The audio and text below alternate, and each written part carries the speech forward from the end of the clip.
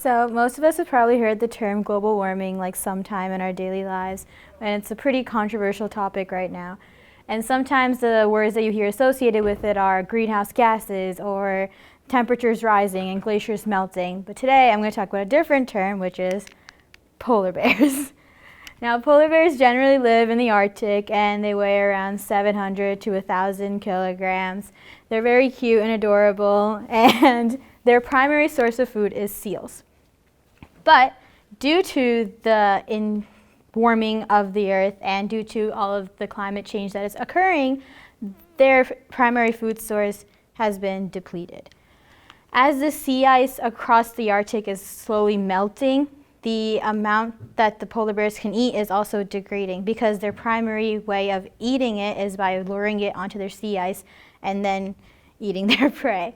However, because the ice is melting, the polar bears have no way of obtaining that prey, which is leading them to lose massive amounts of weight and also leading them to starve so that they resort to eating out of trash cans or just barely surviving and hanging on.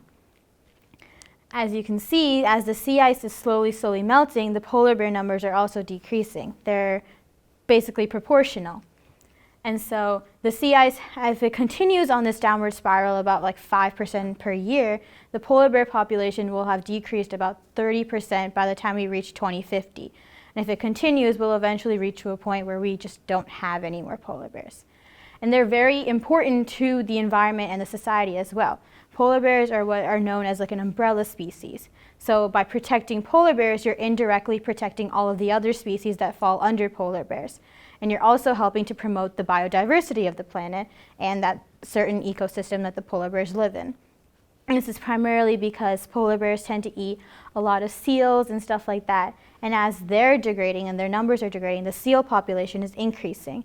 And so as the seal population increases, they tend to eat more fish, and it's just the whole ecosystem basically collapses. And also, as you can see, our CO2 reading in the past, very recently in May, reached an all-time record high of 415 parts per million of carbon dioxide, which is not good. And as the carbon continues to build up in our atmosphere, it's continuing to warm the planet, and it's just an endless cycle that occurs.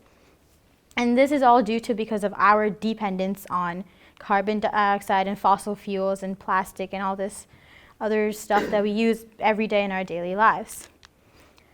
As our dependence on this grows, we tend to build more oil rigs, and we're tending to produce more fossil fuels, which is just a continuous cycle, which leads to more and more animals dying. And it's not just polar bears that are being affected. There's sea turtles, there's frogs like Jenna, and there's so many other animals that are being mentioned that are basically dying off because of the global warming epidemic.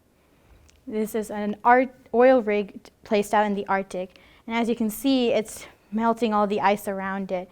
And as it works more and more, the polar bears will no longer have any food to eat, and they will also slowly die off.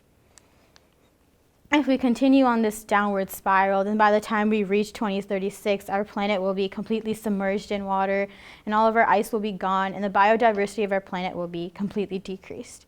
And even if you don't care about the polar bears or the frogs or any of the other animals like the turtles, you should care about us as the humans, because as this downward spiral continues, we ourselves are also going to be one of the animals or species that is affected.